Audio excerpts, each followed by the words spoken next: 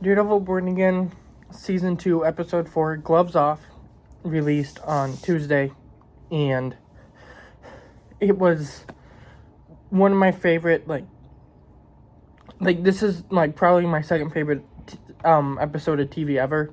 It might be my first favorite. I have to give it a little bit longer, but my favorite is, Born Again Season 1, Episode 9. So I know people will be like, recency bias and that everything, but no, this episode was amazing. So, spoilers for everything. So, if you haven't seen it, go watch it because it's awesome. And then come back. But, let's just get into it. So, this one starts off, and we finally get Dex in a lot of the episode, which, in last season, because of all the behind-the-scenes stuff, he was in episode 1, in just the opening scene and then his court scene. He was in episode 8 for a little bit, and then in episode 9 he was in like one shot. And then in this season, he was in episode 2 for a couple shots, and then he wasn't in episode 3 or 1. So we finally get Dex like fully arriving, and the way that he it shows him fully is awesome. Where you get his morning ritual. He's making eggs, he's doing push-ups, he's cracking his knuckles. He's like making sure his bed's like perfectly cleaned. Once he's all ready to go out, he goes to his neighbor, gives her cat some of his eggs and like pets it, and he's like acting somewhat normally.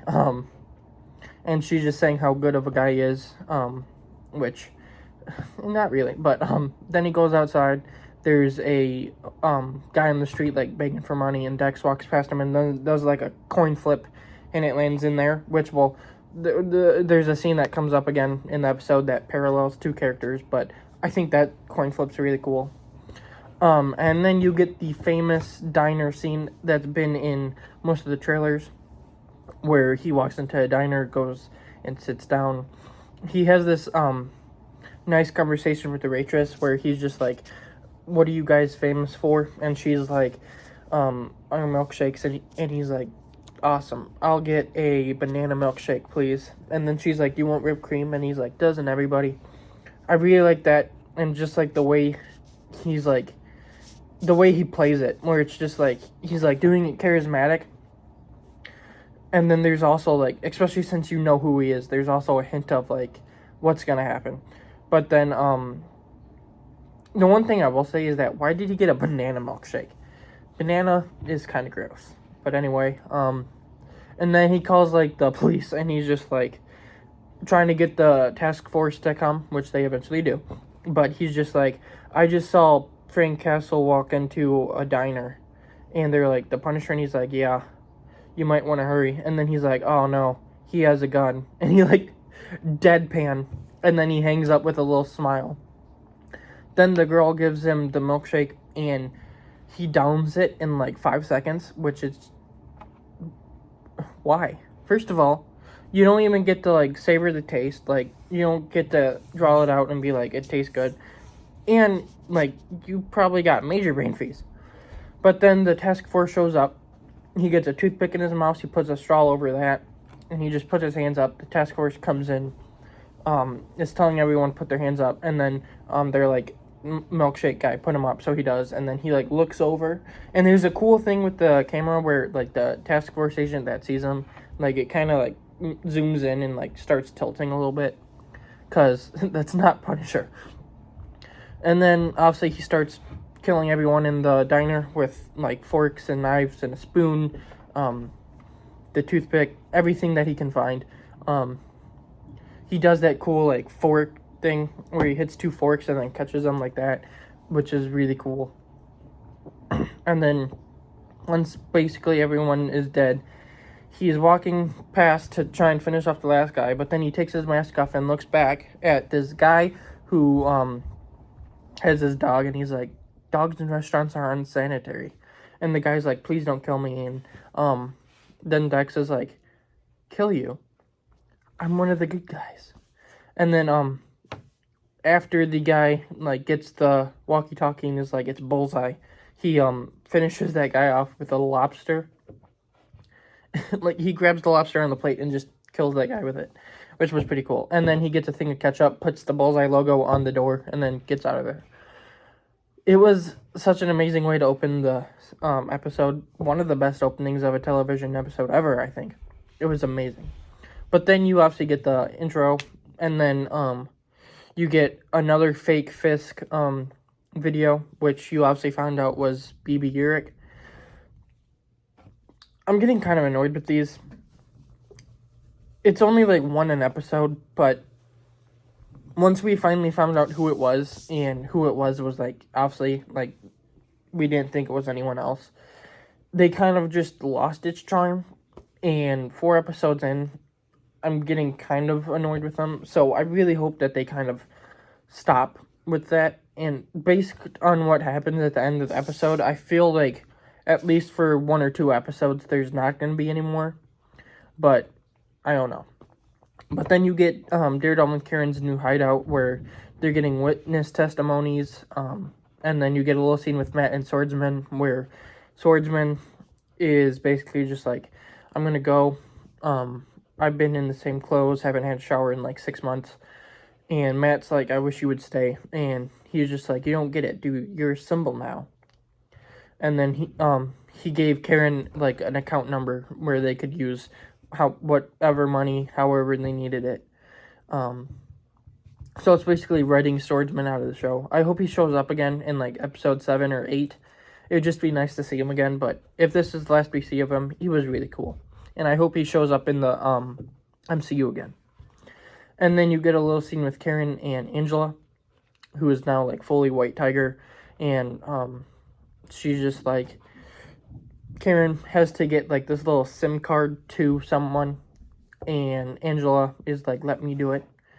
And then after a little bit of like persuasion, and then Karen looks over at Matt and she's like, okay. And Angela's like, thank you. And then Daredevil kind of like motions her over. She comes over. He like grabs the White Tiger amulet and kind of like feels it around, because obviously he can't see. And in his Batman voice, he's just like, do you understand what this means? And she's like, yeah. And he's like, are you ready? And she's like, were you? And then before he can answer that, he hears someone coming. So he's just like, everyone quiet. Karen pulls a gun. Angela, I think, got her knife out. And then Daredevil like goes up to the door and then breaks it open, reaches out, grabs the guy. And it's the first mate from the Northern Star. And he's just like, I've come here to help. And then you get a scene with Fisk and Vanessa, where Fisk doesn't want Vanessa going to the boxing fight that happens at the end of the episode, and she's just like, I don't want to get shut out. And he's just like, this isn't what it is. And then she's got a meeting with the governor. And this scene, like, I noticed right away. I guess spoilers for what happens at the end of the episode, you're going to get it anyway, but this is coming early. So, spoilers for what happens at the end of the episode. At the end of the episode, Vanessa dies, or at least it seems like that. And from this scene, I was like, she's dead, right? Because they were laying it on pretty thick. Just the way they were talking, and Fisk was like, I don't want you to get hurt. And then there's a scene where she walks out, and then Fisk is looking at a picture of them. It was kind of like, yeah, she's dead. She's not making it out, is she? And, like, it didn't ruin the episode at all, like, obviously. But, from that first scene with them, I was just like, yeah, she's gone. She's not making it out of this one. But then it cuts back to the first mate, and obviously Daredevil and everything, and he's just kind of, like, talking to them, and Matt's like, can you connect it to Fisk? And the first mate's basically like, yeah, we didn't have to go through, like, anything. We basically just went past free of anything, so, they didn't say who signed off on it, but we knew it was the mayor. So he's basically like, yeah, I can do that. And then Karen and Matt go into, like, this back room to talk, and they're just, like, talking about what's their next move. Karen's like, we gotta get to Kirsten. And like have her interview this guy, and Matt's like, yeah. And then they hear about the fight with Fisk at Fogworld's gym, and you get a couple of flashbacks to season 1, not Born Again season 1, Daredevil season 1, which I thought was really good. That cool that they're like flashing back to that. You get a flashback of Matt's dad and everything, and it's just really cool that they included scenes from that show, from that season, because this is the same show. And then they kind of figure out that Fisk is trying to lure Bullseye in, and Matt's like, oh, I'll go find him. And then they have a scene where they kiss, and then they're about to leave, and then they both say, I love you. Which is kind of cool to hear them say, because I don't know if I've ever heard either of them say that. And if I did, I probably missed it. Even though I've seen the show like a couple times. But I thought it was really cool. I've heard some people say that usually when they say this, someone's going to die. That's not happening, because obviously Daredevil's not going to die. It's his show. And Karen, she's not going to die because of everyone had outraged that her and Foggy weren't going to return in Born Again. And obviously they did somewhat. I mean, Foggy died. But, and we still don't know if he's dead. And he's going to be returning this season in flashbacks. So even if he's dead, he's still returning in a way. And they're not going to kill Karen, because I don't think they would get rid of 2 of, like, the big 3 of the show. Because that's exactly what people didn't want to do. So, on that alone, like, she's safe. She's not going anywhere. And obviously Matt isn't either. And then you get a little scene in Bullseye watching the TV. And it's like the task force and everything. He gets pissed and he flicks a coin into it and breaks the TV. I thought that was really cool. A lot of people are comparing it to the coin flip that was in Hawkeye, that obviously Hawkeye like taught Kate Bishop to do it, and then that's how she like defeated Kingpin in that show. That's kind of cool. And then you get Powell storming into Kirsten's like law firm, knocking everything over, looking for swordsmen. And it's funny when she's like, maybe he's hiding under a stack of files or behind that glass wall. So she's kind of being like, what's the word? Difficult with them. And I thought that was really cool. And I'll say like, be difficult with them because they kind of suck. And then you get Fisk and Charles having a meeting. Obviously, Buck the Goat is there. At first, Charles is talking about wombat poop and how they actually, like, poop out bricks, and it was pretty funny. It might not have been as funny if it wasn't Matthew Lillard doing it, but since it was really funny. But then their whole discussion is basically just power plays, like Fisk and Charles going back and forth of who's more powerful. And then Buck is about to pull his gun when Charles has 2 guys walk in. So Buck puts his hands up and he acts scared. And then after a little bit of talking, Charles is like, that's cute, but you can put your hands down. So as Buck's putting them down, he quickly reaches for his gun and shoots the guys in the head twice, and then puts his gun on Charles. And Fisk is kind of like, next time you need to reach me, you can call me. And as they're leaving, Buck gives Charles a wink and walks out, and then Charles is just like, crap. I don't think he's saying crap as in he's scared. He's saying crap as in, like, this wild animal is, like, trying to get off its leash, and we need to try and bring him back in. I did hear one guy say that the laser, the little, like, light on Buck's gun was kind of dumb. No, because, first of all, he shot those guys point blank in the head without well, not point blank, but he shot those 2 guys in the head without much time in between, so the laser probably didn't really help. And then when he points it at Charles, it's probably more of like a power play where he's just like, I could do it. I thought that was really cool, and obviously Buck is awesome. And then you get a scene with Kirsten and Karen where they're talking, and Karen's trying to get Kirsten to help. Kirsten's just like, where's Matt? And Karen's like, can't tell you, but he's safe. And I think that kind of helped Kirsten out a little bit. And I think it was cool that she said that, because Like, that's probably, like, the first time she's ever heard anything about Matt since he went missing. So that's good.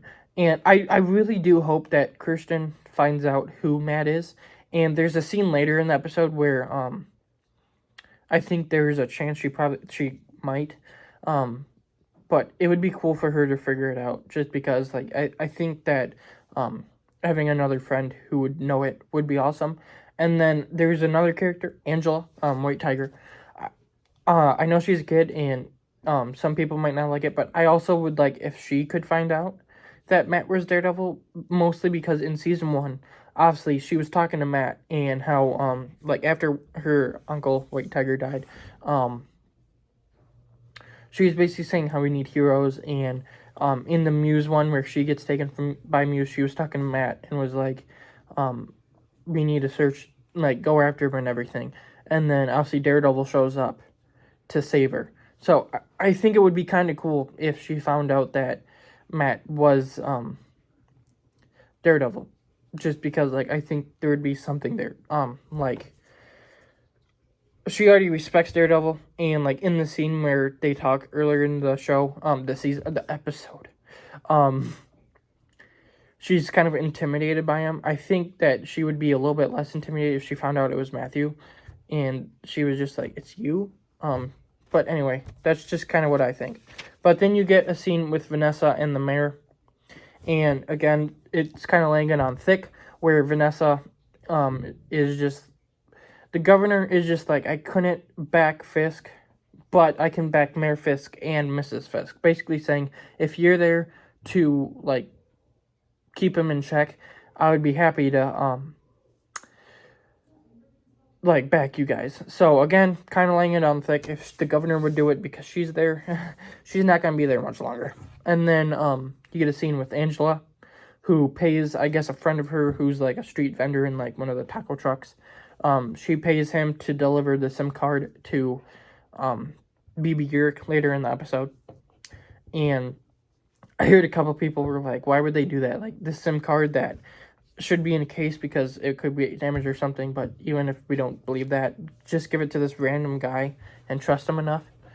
I didn't really have a problem with it. I mean, he ends up doing it, and if Angela trusts him, I'm guessing he would probably end up getting the job done, and he does. So, I mean, it all works out. But then you get Matt scoping out the diner crime scene, where he's dressed up as a task force member. He shows up, and he kind of tells the cops there to get out, and he'll call his friends, kind of trying to use the task force's, like, power against them. And he's just kind of doing some detective work, figuring out what happened. And then he ends up, like, through a series of clues, he, like does this to the counter. I think because, like, there was a stain or something that led to, like, Bullseye falling off, so he kind of figures out he was on the other side. He goes there, picks up something, and then under that was a coin. And he feels the coin, and it's from his old church. And then that's the next scene where he goes back to the church that he grew up in. There's a couple more flashbacks to season 3, I think, where it was just showing him, like, listening in the church. Again, it's really cool that they're including scenes from the other shows. And when those flashbacks happen with Foggy, and then we know Wesley's going to show back up, those are going to be pretty cool. And then Matt has a moment where he just prays. He just sits down and prays, and I thought that was really cool. And then the guy from episode 2, who showed up to talk to Dex, he arrives and he's just like, howdy, what up? He didn't say that, but paraphrasing, but he basically shows up and he's like,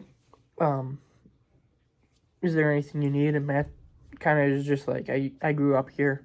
And then he just kind of leads into, I found this at a crime scene where a bunch of bodies were, the guy, I need to figure out who, took it and where he is. And he isn't a priest, but I'm just going to call him that.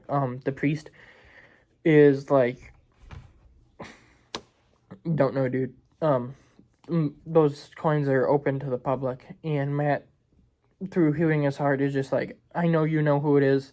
Come on, I need to find him before he kills anyone. And then the guy's like, what are you gonna do if you find him? And Matt's like, I won't kill him. And then the guy kind of gives that up, and he's just like, he told me that he listens to the opening bell and watches me open the door for mass from his window. And then Matt leaves, and he mimics the coin flip from earlier in the episode where he flips the coin again and it lands in a bowl of other coins. And that was really cool. And then you get a fight between Matt and Dex, where Dex shows up at his apartment, puts on his headphones listening to his disc, and then he kind of notices something, so he drops the disc, flings it across the wall. Matt catches it and flings it back, and then freaking kicks him into the wall. And then there's a really cool fight. They're like evenly matched. They even do like a anime punch where they both punch at the same time. Dex goes flying, Matt hits the wall. And then Matt starts beating on Dex. Like seriously, he's punching him. He knees him. It's holy crap, dude. And then the neighbor girl from earlier in the episode shows up in the apartment and is just like, what are you doing? And Dex kind of takes that little moment to throw a knife at Matt. It bounces off the wall and everything. And he makes sure that the handle hits Matt's head and not the actual knife. But then he takes the girl hostage, but his finger isn't on the trigger. It's up here. So that kind of tells you that he's not going to kill her. But I thought that was really cool. But I mean, Matt probably wouldn't notice. But then he's just kind of talking to him. And he's like, one good deed will set the scales right. And he's like, what that girl had me do to your friend. And Matt's just like, no, don't you dare bring him up, not like this. And Dex is like, I didn't want to, but I just needed my mind back. I needed to get out of there. And he's like, so now one good deed will balance the scales. And Matt's like, what's the good deed? And Dex is like, what you won't do, what you can't do. And then Matt's like, you're going to kill Fisk. And he's like, yeah. And then Matt's like, I can't make you make him a martyr. I can't let you make him a martyr. And Dex is like, I'm gonna do it anyway, dude. And then Matt takes an opportunity to knock the gun out of Dex's hand, save the girl, and then Dex chucks her at him and runs off. And then he takes a motor scooter from a guy. And some people are like, this guy's dead. I don't know if he is, because Dex grabs a soup can and then chucks it at the guy's helmet. Now, does the guy have a concussion? Maybe. Is he going to be really hurt? Yes. But is he dead? I don't think so. And then you get the scene with the first mate doing his confession. And Christian's just, asking questions and everything. And this is the scene where I was like, she's going to figure it out, isn't she? Because they're like, how many people showed up? And the guy's like, oh, it was just one guy, Daredevil. And we had to sink the ship because the mayor told us to if anyone showed up. And it was just the one guy. And then Christian kind of looks back at Karen. That's the scene where I was like, is she going to figure it out? Because, I feel like Christian is smart enough to put 2 and 2 together. Matt's been missing, but Karen says he's safe. And then Daredevil did this. I feel like there's a chance that she could put that together. And then you get BB and Daniel, where BB shows up to the Fisk boxing fight, and Daniel comes in with a backstage pass thingy, where VIP, where she can just get in. Another thing I really like about this episode, Daniel's barely in it. But then the one guy shows up to drop off the SIM card, and he acts like he's going to take a picture with her because it's like, oh, my brother watches your reports all the time. We're big fans and everything. Could I get a picture? It's going to blow his mind. And while he takes the picture, he slips the SIM card into her pocket, and he's like, thanks a lot, and he goes off. And then Daniel, gives her this look. And it's like, he stares at her for a good solid 5 seconds, like he knows what happened. And then he's like, I didn't know I was on a date with a celebrity. I think he knows. Now, to the point, maybe he doesn't, especially since I think he's dumb. I think he's a dumb character. Like, I don't want him there. And there's been moments where I think he generally might be somewhat dumb. But I don't know if he's that dumb. So I think there's a chance that Daniel does know who BB is and that he's looking the other way. And I feel like that's probably what's happening. Which, if that's what's happening, I hate to say it, but it kind of makes Daniel a little bit more likable. But even if that did make him a little bit more likable, what happens later in the episode makes him unlikable again. So we'll get to that. But then Fisk is getting ready for the fight. And like the guys like putting gloves on and everything. Powell and Cole North show up and they're just like, we're all ready. There's people in the stands that are like agents, but they're just dressed up as civilians. And Buck is there. Fisk says leave the opening entrance open for anyone to get in. Buck's like, I don't like this. And then he gets a phone notification. He looks at it and he's like, puts it back. Sorry, had to yawn. But he puts his phone back in his pocket and Fisk is just like, you need to go. And Buck's like, I'm not going anywhere, especially if you're going to use yourself as bait. And Fisk is like, no, you're going to go and you're going to clean up the loose ends. Which I think is a good choice because if Buck stayed, there would have been a chance that he would have died. And I wouldn't have liked that. So I'm happy that he leaves. But then you get a scene with Daniel coming back to the seats where BB is and then Sheila is. And he's got like a bunch of merch. He's got like a Fisk bobblehead, a Fisk hat. He's got the paperweight of Make New York Born Again. And it's got like glass with Fisk in the city. Comes into play later. And then Sheila's like, I hope you got the discount. And Daniel's like, there was a discount? Crap. Sheila's also a character that, like, at first, I didn't really care. Like, I didn't really hate or like her because she was just there. But even though she hasn't really been appearing as much, I'm starting to dislike her a little bit.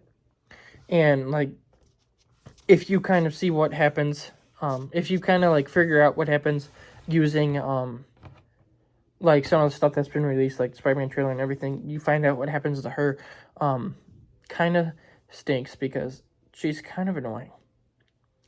But anyway, and then Fisk walks out, like, they're getting the fight ready, they start announcing people, they announce the opponent, and then they announce Fisk. And, like, Vincent D'Onofrio in this scene just gives Fisk, like, this smile where he's just, like, being an a-hole. He's just like, I'm the greatest one here. And it's just like, oh my gosh. But then the fight starts, and they start fighting. And the fight, the fight is just showing that Fisk is, like a powerhouse. Like, no one's taking this guy out. And then you get, like, intercuts between Buck killing the first mate. He obviously was able to track him down. He kills the two people who were, like, watching him, and then he kills the first mate. And that's the scene where it's just like, dude, I know it's your job, you're still awesome, and, I mean, you're just kind of doing what your job is, but at the same time, you're making Daredevil's life harder. Why, dude? And then the fight starts escalating, where Fisk is just beating the brakes off this guy. He gets him in this, like, lock where he's got the guy, like, bent over the, like, thing, and he's about to, like, punch his head. And then Vanessa shows up, and, Fisk kind of, like, just stops for a second, and he's just like, no, why are you here? And the opponent takes that time to punch Fisk. And the camera spins in this cool thing. Not, like, Fisk doesn't spin, but the camera does, just kind of showing that Fisk, because of that, is just like, he actually hit me. And then Fisk kills the guy. Now, obviously, like, we don't know if he was killed, like, it wasn't confirmed, but he, like, punches this guy in the ribs, and it looks like the ribs shatter, and then he, like, punches the guy in the face, and the guy's neck, like, so, he probably dead. He probably dead, dude. But then, obviously, Fisk wins. They give him, like, the winning, like, belt and everything. He's just kind of like, yay. Vanessa comes up, and he's like, you shouldn't be here. And she's just like, kiss me. And he's like, you should go. And she's like, kiss me. And then they do kiss. And then Dex arrives.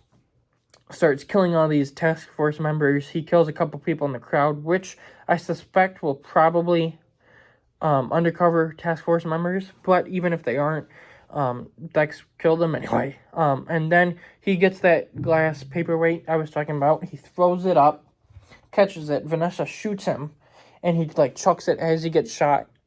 And then Fisk he grabs the belt and slams the glass thing.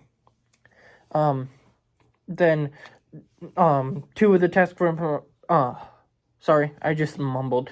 Two of the task force members are standing by Fisk, and they're about to shoot Dex, but he throws knives in their faces, and then Fisk grabs one of their pistols and like goes and like does this to like he points a gun at Dex. He's about to shoot him. It's like the first time we've ever seen Fisk point a gun at anyone, and then Daredevil shows up, knocks the gun out of Fisk's hand, takes Dex, and like they he launches himself at him using the grappling hook, and then they both crash through Fogwell's gym's window. And then they get up. Dex runs away, and Matt follows him. And then the final thing that happens is Vanessa's like, Wilson. He looks, she turns, and there's a glass shard in her face. There's blood like pouring, and then she falls. Fisk is screaming and everything. The sad music is playing, and then Vanessa dies. Is there a chance she lives? I guess. But do I think she did? No. Because do you know what Wilson's going to be like with his wife dead? Like, he's going to be unhinged. But, like, those last couple minutes were just, like, a roller coaster. Like, the one thing is that when Dex throws the glass thing, he gets shot from Vanessa. So, his aim probably got screwed up when he did that. And then Wilson, like, pelting the thing, the shards turned into, like, shotgun shells, and one of them got into her head. So, there is a chance that Dex wouldn't have killed her. So, it could be Wilson's fault that she died, and if that's the truth, it's gonna make him even worse. But yeah, this episode was amazing. You get so many good moments with Dex, with Matthew, with Wilson, with Buck, with Charles. Even though he's only one scene, it's nice to see Matthew Lillard just show up. And like in episodes 2 and 3, like it sucked when he wasn't in them.